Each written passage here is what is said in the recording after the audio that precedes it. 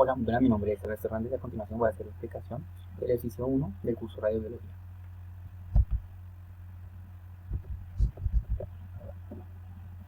Bueno, primero que todo, pues vamos a ver los coeficientes de atenuación.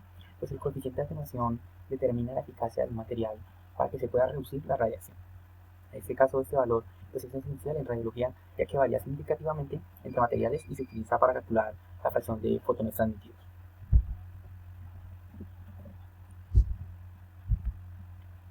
Por otra parte, el hidrógeno pues, presenta un coeficiente de atenuación muy bajo, ya que este permite que casi 100% de los fotones de 50 keV lo atraviesen. Esto lo convierte en un material poco efectivo para la atenuación de radiación.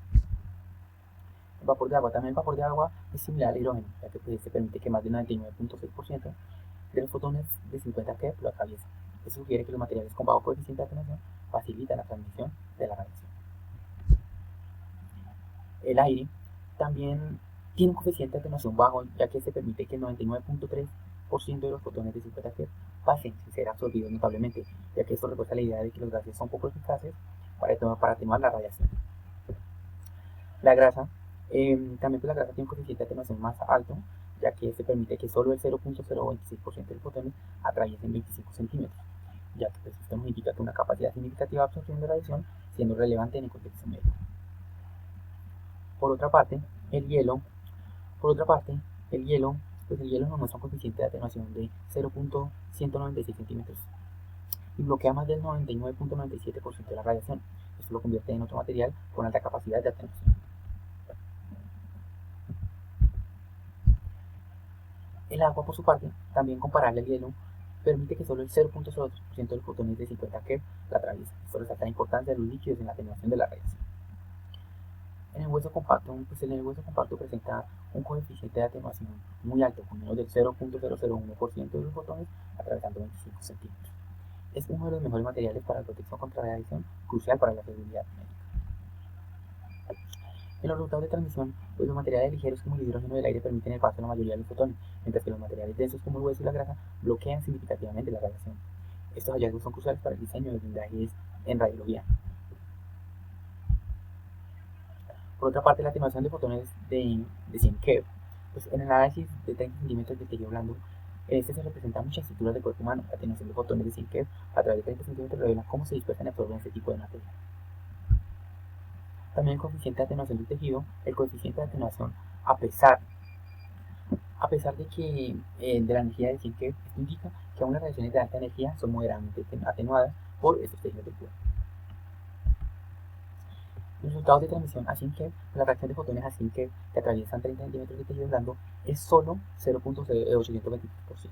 De 1000 fotones iniciales, aproximadamente solo 8 logran atravesar el tejido, lo que demuestra su capacidad de protección.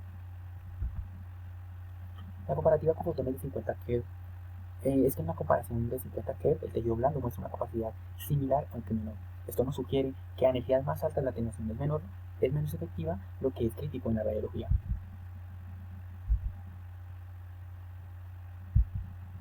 Para concluir algunos resúmenes de resultados, pues los materiales más ligeros como el hidrógeno, vapor de agua y aire, estos permiten una alta transmisión de fotones, mientras que materiales más densos como hueso y agua bloquean significativamente la radiación. En este caso de los fotones de 50 keV menos de 0.0001% no se logra atravesar el hueso compacto. La importancia en radiología médica. Tenemos que comprender que la atenuación de la radiología es esencial para poder ajustar dosis de rayos X y poder minimizar la exposición del paciente durante procedimientos médicos. Este conocimiento permite obtener imágenes diagnósticas de calidad y garantizando la seguridad efectiva del tratamiento. El diseño de equipos de protección, pues los cálculos de atenuación son fundamentales en el diseño de blindajes radiológicos, sirviendo para seleccionar materiales que protejan contra la radiación. Esta protección es vital en entornos donde se manipula la radiación, garantizando la seguridad de pacientes y personal médico.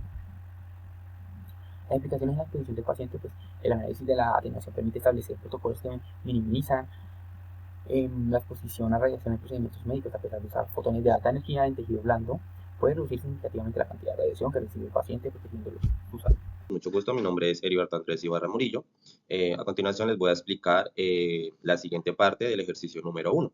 donde tenemos un ejercicio, el cual es, si un material cuyo espesor de 0.2 centímetros transmite el 30% de un haz de fotones monoenergético, debemos calcular la HBL del haz para dicho material.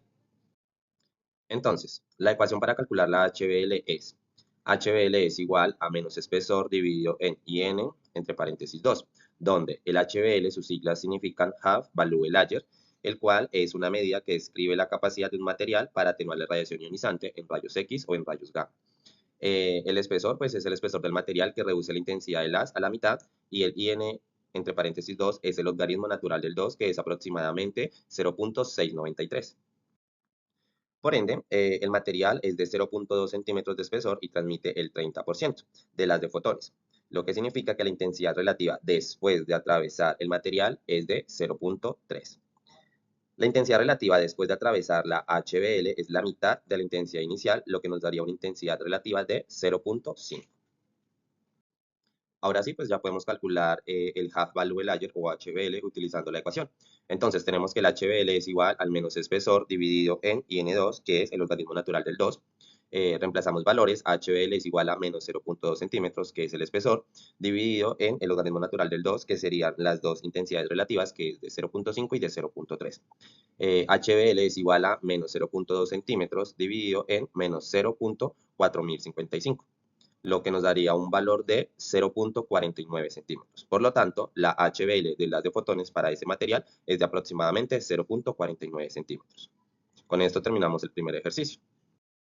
Ahora bien, pasamos al segundo ejercicio, donde debemos calcular la TBL, que es TBL es el Time Value Layer, el cual es la capacidad de un material para atenuar la radiación ionizante de rayos X o rayos gamma. Entonces dice, calculemos la TBL de plomo y de cemento para haces de rayo X, cuyo potencial del tubo es de, nos dan tres potenciales de 40 kilovoltios de pico, de 80 kilovoltios de pico y de 100 kilovoltios de pico. Por ende, la ecuación para calcular la TBL es, TBL es igual a 3.32 por el Half Value Layer o HBL. A su vez, el ejercicio nos da los valores del HBL para el plomo y el cemento para cada potencial del tubo en kilovoltios de pico. Entonces, en 40 kilovoltios de pico tenemos que el HBL de plomo es equivalente a 0.03 milímetros y el cemento es equivalente a 3.30 milímetros. En 80 kilovoltios de pico tenemos que el HBL del plomo es de 0.19 milímetros y el del cemento es de 10.67 milímetros. En 125 kilovoltios de pico tenemos que el HBL del plomo es de 0.27 milímetros y el del cemento es de 19.30 milímetros. Y ya con esto damos por terminado los dos ejercicios. Que tengan un buen día y hasta luego. Bueno, cordial saludo, mi nombre es Karen. A nosotras nos correspondió la actividad 2 de la fase 5, parámetros operacionales. Entonces, acá lo que nos va a mostrar es si se tiene una distancia, si se tiene una tasa de exposición de 230 milirengers o 2,3 miligrays. Si el trabajador está expuesto durante 5 minutos, ¿cuál será la exposición ocupacional total? Entonces, lo primero que tenemos que hacer es, cuando vamos a hablar de tiempos, hablamos de segundos, minutos y horas, estamos hablando de la tasa de dosis. Entonces, si la persona se expone en una hora, pues va a recibir 230 milirengers o 2,3 miligrays. De acuerdo al enunciado, pues se realiza una regla de 3, donde hallamos la exposición ocupacional durante 5 minutos. En esta cantidad, pues, ¿cuánto es lo que recibe? Entonces, hacemos la conversión de una hora igual a 2,3 miligrays o 230 milirengers.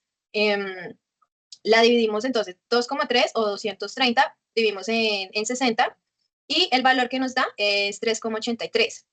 Entonces, la exposición ocupacional de 230 milirengers la multiplicamos por los 5 minutos que nos están pidiendo acá, que es lo que se está exponiendo, por los 60 minutos, que equivale a la hora. Esto nos da 19,16 milirengers. Esa sería la exposición ocupacional que tendría el trabajador. Luego nos pide que el padre de un paciente se mantenga próximo a él durante una fluoroscopia, en la que el nivel de exposición de la radiación es de 600 miligrays o milirengers o 6 miligrays. Entonces, digamos que la exposición diaria permisible es de 60. ¿Cuánto tiempo puede quedarse el paciente? Entonces, aquí la ecuación que vamos a hacer es tiempo igual a exposición dividido en tasa de exposición. Entonces, la exposición diaria que nos la está arrojando acá es de 60 milirengers. Y la tasa de exposición son 600. Entonces, nuevamente se realiza una regla de 3 para poder hallar el tiempo que puede quedarse el padre. 60 sobre 600 da 0,1, lo multiplicamos por 60 y pues nos da 6 minutos. Es decir, que el padre puede quedarse 6 minutos. Bueno, luego nos está pidiendo que con un intensímetro se mide una tasa de dosis equivalente igual a 1 milisieverts a 3 metros de una fuente radiactiva puntual. ¿Cuál será la tasa de dosis equivalente a un metro de dicha fuente, a 40 centímetros, a 20 centímetros y pues a un metro? Entonces, nuevamente, vamos a empezar a identificar las variables que nos está pidiendo acá. Entonces, la tasa de dosis equivalente se va a identificar como h puntico arriba sub 1, distancia de 1, distancia de 2, tasa de dosis equivalente h puntico 2. Entonces, inicialmente identificamos las variables que se van a desarrollar, luego se despeja la fórmula para hallar la tasa de dosis equivalente de acuerdo a la distancia. Entonces, primero pues empezamos por 1 metro, que es lo que nos está pidiendo acá. Entonces, vamos a hacer la fórmula como nos la está pidiendo acá. Entonces, pues acá podemos ver que dice tasa de dosis equivalente, distancia 1, tasa de dosis equivalente 2, distancia 2. Luego lo vamos a bajar con una raíz cuadrada y vamos a empezar a despejar. Entonces, empezamos con la tasa de dosis equivalente por 1 milisieverts y hacemos la ecuación de 3 metros sobre 1 metro, que es lo que nos está pidiendo. Hacemos la operación de 1 milisieverts por 9 y nos da 9 milisieverts. Esta es la tasa equivalente que vamos a tener en 1 metro. Hacemos lo mismo en 40 centímetros. Como ya sabemos, lo primero que se debe hacer es pues pasar los centímetros a metros para poder realizar la siguiente operación. Entonces, hacemos la conversión de 40, nos da como 0,4 y pues nos daría 56,25. Esa sería la distancia en 0,4 metros o 40 centímetros, como nos lo piden en la pregunta. Hacemos el mismo proceso con 20 centímetros, lo tenemos que cambiar a metros, hacemos la conversión, luego hacemos el mismo procedimiento que hicimos anteriormente y pues ya nos da 225 milisieverts en una distancia de 20 centímetros o 0,2 metros. Listo, compañera, sigues tú. Buenas para todos, mi nombre es Lindsay, voy a continuar con la explicación. Bueno, dice que construye un storyboard de las situaciones y eventos que resolverán y pues que proceda a resolver las preguntas a continuación. Entonces, el storyboard lo voy a dejar de último y voy a seguir con el punto que pues para poder explicarlo bien. Entonces, si el límite permisible es 20 microsieverts por hora, o bueno, milisieverts por hora, por año, perdón. Entonces, a esas distancias estaríamos dentro del límite permisible. ¿A qué distancia estaríamos cumpliendo ese límite? Entonces, para eso, tenemos que saber que la tasa de dosis se mide típicamente en microsieverts por hora o en milisieverts por hora. Entonces, tenemos que también saber que hay una duración de exposición. Por ejemplo, si hablamos de un año completo, serían 8.760 horas. Esas horas las multiplicaremos por la tasa de dosis por ese tiempo. Y tenemos que saber la reducción con la distancia, que es la intensidad de la radiación que disminuye con la distancia normalmente siguiendo la ley al cuadrado. ¿Listo? Entonces, una vez sabiendo esto, procedemos al cálculo de la dosis acumulada en un año, que sí la conocemos, entonces la vamos a determinar como una D. A una distancia específica, la dosis anual se calcula como dosis anual, o sea, milisieverts. Entonces, ya sabemos que la D corresponde a la dosis de cálculo en un año. ¿Listo? Entonces, eso lo vamos a multiplicar por las horas por un año, que es lo que nos están pidiendo. Entonces, la distancia para cumplir el límite, si la radiación sigue la ley al cuadrado, la tasa de dosis a una distancia, pues la vamos a llamar R porque no sabemos qué distancia es de la fuente, entonces sería. Entonces, sabemos que la distancia de dosis, la dosis de exposición, donde la D es la tasa de dosis inicial, ¿sí? A una distancia conocida como R, ¿sí? Que es la que no sabemos cuál es. Entonces, para encontrar la distancia, se cumple el límite permisible, ¿sí? Que serían los 8.760. Entonces, se multiplica y luego se divide en 20, que es lo que nos están pidiendo. Entonces, si la vamos a hacer a 2 metros, entonces, digamos que la distancia de dosis a 2 metros, eso nos arrojaría 0.1 por un medio, que sería lo que nos están pidiendo, que es un año. Eso nos daría, al 2, porque dice que siguiendo la ley es al cuadrado, entonces eso nos da 0.25, 0.1 por 0.25, que nos da 0.25 milisieverts. Esa es la dosis acumulada en un año. Esa dosis acumulada la vamos a multiplicar por los 8.760 horas. Eso nos da 21.9 milisieverts. O sea que nos pasamos de lo que nos están pidiendo, porque nos están diciendo que es el límite permisible es 20 milisieverts al año. Entonces, a 2 metros no nos sirve. Entonces, vamos a pasar a 2.5 metros, ¿sí? Entonces, supongamos que la dosis, es a 2.5 metros, que es 2 metros y medio. Entonces, la tasa de dosis, igual, hacemos la misma ecuación que anteriormente. Esto nos va a dar un resultado de 0.16 milisieverts por hora. Lo multiplicamos por las 8.760, que es las horas del año, y nos da 14.2 milisieverts al año. En este caso, 2.5 metros sí cumple con el límite que nos están pidiendo anualmente, ¿sí? Entonces, ya que está por debajo de los 20 milisieverts. Entonces, en el storyboard. La actividad que les voy a compartir es la número 3. Parámetros operacionales en la geografía y topografía. Son esenciales para garantizar imágenes de alta calidad diagnóstica con un enfoque en la seguridad del paciente y la eficiencia operativa. Estos parámetros incluyen ajustes técnicos, manejo de contraste y estrategias para optimizar la calidad de imagen mientras se minimizan los riesgos asociados. ¿Qué es angiografía y por qué son importantes los parámetros operacionales? La angiografía es una técnica de imagen que utiliza rayos X y contraste para visualizar los vasos sanguíneos. Los parámetros operacionales en angiografía son fundamentales porque afectan directamente la calidad diagnóstica, la seguridad del paciente y la eficiencia del procedimiento. Su adecuada implementación permite obtener imágenes precisas de los vasos sanguíneos, mientras se minimizan riesgos y optimizan recursos. Principales beneficios que podemos hallar en estos parámetros son, por ejemplo, la seguridad del paciente. Quiere decir la reducción de la dosis de radiación, parámetros como el kilovoltaje y el miliamperaje y el tiempo de exposición se ajustan para reducir la radiación, protegiendo de esta forma al paciente y al personal de exposiciones innecesarias. El uso de la colimación para limitar el área irradiada, la modulación automática de dosis adaptada al tamaño del paciente, el manejo seguro del contraste, la selección del volumen y velocidad del medio de contraste.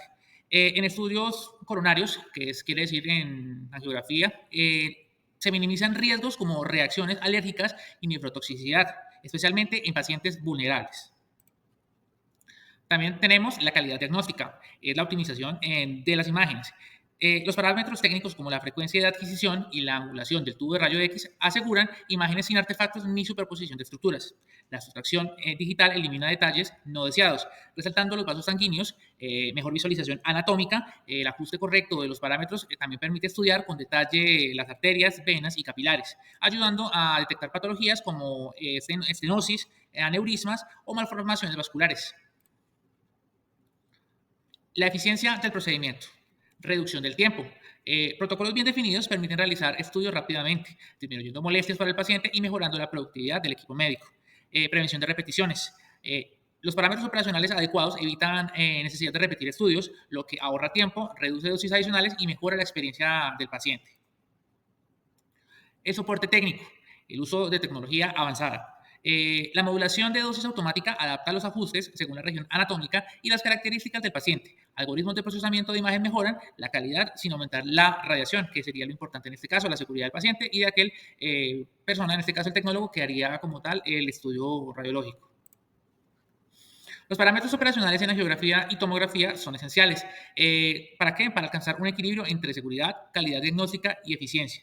Su correcta implementación no solo protege al paciente y al personal, sino que también asegura el diagnóstico preciso, fundamental para el tratamiento de enfermedades vasculares. Esto lo podemos decir de ambos estudios, tanto de angiografía como de la tomografía. La irradiación, entre menor cantidad, mayor beneficio para el paciente, entre mayores estándares de tecnología y precisión, mayor el diagnóstico sin afectar tanto la salud como del paciente como del profesional que realiza el estudio. Vamos a clasificar según la importancia y acá podemos decir que los parámetros operacionales en angiografía y tomografía dependen de su clasificación del impacto de la calidad diagnóstica, también la seguridad del paciente y la eficiencia del procedimiento. Seguridad del paciente como prioridad es lo más importante. La dosis de radiación y el control del contraste se relacionan directamente con el bienestar del paciente. La mala praxis de estos parámetros puede tener consecuencias graves como daños por radiación o eventos adversos. La calidad de imagen para el diagnóstico preciso. Una imagen diagnóstica de mala calidad puede ocasionar un diagnóstico equivocado, generando demoras e incluso verse en la obligación de repetir el estudio, aumentando así el riesgo para el paciente y también para el profesional que realiza el estudio radiológico. El uso de la tecnología para balancear seguridad y calidad. La modulación automática de dosis y los algoritmos de reconstrucción son vitales para lograr resultados adecuados con dosis mínimas de exposición. Entre menor cantidad sea la dosis de radiación a la cual se expone el paciente y el profesional, va a ser mejor. La idea es minimizar las cantidades de dosis de radiación sin afectar el estudio radiológico, la imagen resultante. Eficiencia para maximizar la productividad. Los protocolos diseñados adecuadamente y el personal capacitado garantizan que los procedimientos sean ágiles y con resultados efectivos sin afectar la calidad o la seguridad. Buenos días, mi nombre es Marcelo Andrés Medina Carvajal y junto a mi compañera Tania Fernández Gutiérrez somos estudiantes de la carrera de Tecnología en Radiología y Imágenes Diagnósticas y de la materia de Radiobiología y Protección vamos a resolver lo que es la actividad del punto 4. Para esta actividad nos tocó hacer un manual sobre lo que es, tenemos que escoger un tema que podía ser el tomógrafo o el angiógrafo, entonces nosotros escogimos el tomógrafo. Entonces yo le voy a hacer lo que es una breve introducción sobre qué es el tomógrafo, sobre su historia, sobre algunos de sus objetivos y en la segunda parte mi compañera Tania les va a explicar el resto. Bueno, Entonces, para la introducción, el Ministerio de Minas y Energía establece todos los requisitos y procedimientos para la autorización y manejo de las fuentes radiactivas. Es por eso que se elabora un manual para tomar todas estas medidas necesarias, minimizando todos los efectos de radiación ionizante hacia los trabajadores, pacientes y público para el manejo del equipo de tomografía computarizada. Al momento de ser usada en el 1971, este equipo permitió ir más allá de la imagenología convencional del cual se venía trabajando, que eran las radiografías, porque permitió acceder a una parte más profunda anatómicamente de las personas y también se pudo dar la mano con otras especialidades como la vascularización, cardiología, ortopedia, oncología y radiología intervencionista, ¿vale? Entonces, ¿eso qué quiere decir? El tomógrafo es regido por la Organización Mundial de la Salud, que se encarga como de prever que estos emitan una radiación que aunque sea necesaria para poder tomar el examen, no sea perjudicial para tanto el radiólogo, el tecnólogo en radiología, el usuario y todas las personas que se van involucradas para presentar, digamos, dicho examen. Entonces, para el día de hoy, toda IPS tiene como una necesidad básica contar con un tomógrafo. ¿Por qué? Porque los tomógrafos han permitido ir más allá de la radiología, de poder investigar las imágenes y todo lo que se le va a ir a un paciente y así poder diagnosticar mejor qué patología tiene el paciente y cómo se debe tratar y el procedimiento que debe seguir. Entre los objetivos se proveen que debe vigilar y controlar todas las medidas acciones de las zonas de protección radiológica en las prestaciones de servicio como en las IPS. Todo eso basándose en los lineamientos del Manual de Protección de Radiología en la resolución 90874 del 2014. ¿Esto qué nos dice? Eso nos dice que para nosotros poder usar un tomógrafo hay ciertas estadísticas, ciertos patrones que se deben cumplir, como las instalaciones, el personal entrenado, que el personal cuente con su debido cartón, que sea un personal que haya estudiado para esto. No cualquiera puede tomar una tomografía, no cualquiera la puede hacer bien. También se deben seguir unos parámetros de cuidados como el medidor de la radiología que entra al cuerpo del radiólogo, que el chaleco de plomo, son como todos estos ítems que al reunirlos permiten que se pueda prestar un servicio de tomografía y que este pueda ser de una calidad necesaria. Entonces, contándoles un poco de la historia de la tomografía, eso se remonta a 1895 cuando el físico alemán Wilhelm Röntgen descubrió lo que eran los rayos X, pero sin embargo fue hasta 1972-71 que se pudo dar inicio con la tomografía. ¿Por qué? Porque esto permitió ver más allá de las radiografías como una manera de ideas transversales, de cortes transversales que se pueden hacer al cuerpo en diferentes posiciones y que puede ser un poquito más invasivo al momento de dar un diagnóstico. Recordemos también que las tomografías, aunque pueden ser simples, también puede ser con medio de contraste, que es un medio que se utiliza y se inyecta, puede ser por vía venosa o por vía oral, que permite así la visualización de lo que son los órganos y la zona afectada donde se vaya a trabajar.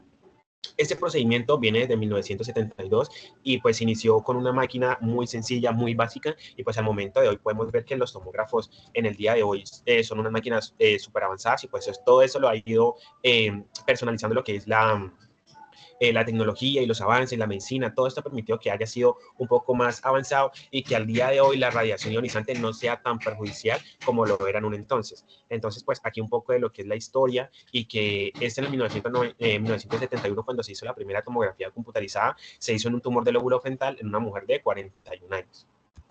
¿Listo?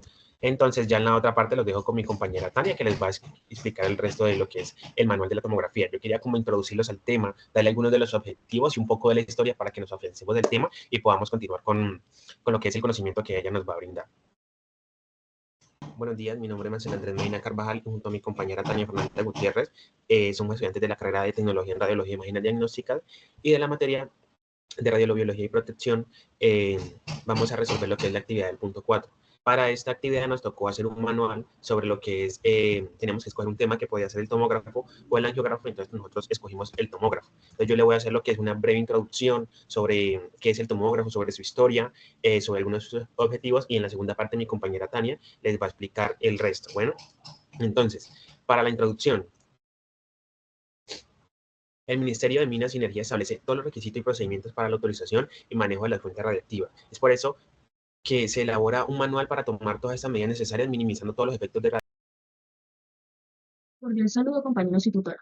Continuando con el manual radiológico para un tomógrafo computarizado, pues anteriormente mi compañero ya les había dado la introducción al tema y ahora yo voy a entrar ya en contexto como tal del manual. Bueno, entonces, Primero, pues tenemos la organización y responsabilidades, que es el encargado, que en esta parte, pues es el encargado del centro de salud.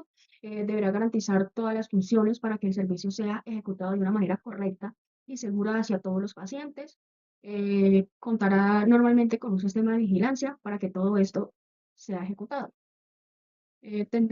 Tenemos, por otro lado, tenemos en toda sala de tomografía computarizada, el personal deberá estar capacitado y certificado para el funcionamiento de estos diferentes cargos, que la cual, pues, los cargos serían Comisión de Protección, Servicio de Prevención y Medio Ambiente, Usuario Material Radioactivo, Operador de Instalación Radioactiva, Supervisor Responsable de Instalación Radioactiva y un titular de instalación radioactiva. Como lo decía, el personal que vaya a ejecutar este cargo tiene que estar previamente capacitado para la ejecución. Por otro lado, tenemos los parámetros radiológicos, que son todas las disposiciones de radiación, que obviamente pues deben estar controladas y limitadas, ya sean en dosis equivalente o en dosis efectiva. Eh, Tenemos las medidas de protección radiológica, que son las básicas, de la cual pues es los equipos de protección, que es el mandil de plomo, un control de calidad de los equipos, una disminución de la exposición a dicha radiación aplicada, tener un blindaje, es decir, la sala debe tener un blindaje, una pared protectora, que esta pared protectora debe contar con láminas de plomo para que las radiaciones, los rayos, no vayan a afectar al personal que esté en esta sala. Previamente, pues tener una distancia prudente al momento de tomar el examen. Por otro lado, tenemos los procedimientos de control de calidad para un estudio radiodiagnóstico, en la cual pues el equipo deberá cumplir con las diferentes garantías de calidad respecto a la imagen, tener una protección al paciente, tener una calibración y un mantenimiento regular, y una dosis regulada, y tener una formación y capacitación al personal encargado para la toma de este examen. Tenemos los procedimientos para el posicionamiento y retiro del paciente, que sería pues la posición del paciente para la toma del examen de tomografía sería en posición de cúbito supino, para una mejor visualización de todas las estructuras. También otras posiciones serían la lateral y prono, y al momento de hacer el retiro del paciente, se le indicará que no tiene que hacer nada, ningún movimiento, ya que el equipo se maneja desde un control de mando guiado por el personal encargado de esta sala. Tenemos el procedimiento para vigilar y controlar la radiación en las salas, que es el que obviamente pues se tendrá una vigilancia del medio ambiente, pero especialmente del área de trabajo, con todos los procedimientos preventivos, obviamente llevando una secuencia de dosis absorbida mediante un aparatico muy pequeño que se llama dosímetro. Por otro lado, tenemos la valoración a la exposición del trabajador, que en este punto, en esta parte, entra todo el personal que se expone a estas radiaciones, y es por ello que en cada organización donde la persona entre a trabajar, se le tendrá que dar un dosímetro, y esto se verifica cada mes, donde nos arroja la exposición a la que estuvo el trabajador durante sus horas laborales y durante el mes. Tenemos la vigilancia de la exposición al público en general, que en la cual pues en esta parte se dividen por colores, como lo podemos observar en la imagen, ya que pues es muy importante los niveles de exposición que sean bajos sin exceder los límites reglamentados por los servicios de protección radiológica.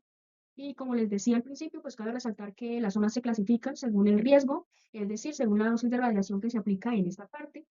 Tenemos aquí en la imagen, tenemos 5 zonas, la cual pues tenemos la zona gris, que es una zona vigilada, la dosis de radiación es baja.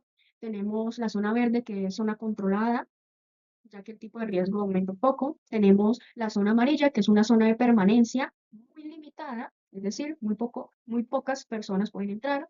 Tenemos la zona naranja, que es una zona de permanencia reglamentada, es decir, solo personal autorizado y capacitado. Por último, tenemos la zona roja, que es donde más radiación se aplica, que el público pues tiene prohibido acceder a esta zona, ya que solamente ingresará el personal que esté capacitado previamente con todo lo requerido para ingresar. Tendríamos aquí la protección radiológica hacia el paciente, que pues antes del estudio a realizar, obviamente se le tendrá que indicar al paciente los riesgos y beneficios que tendrá este dicho examen, que es la tomografía computarizada. Y pues tendrá que venir, para la toma de este examen, obviamente tiene que tener una justificación médica y pues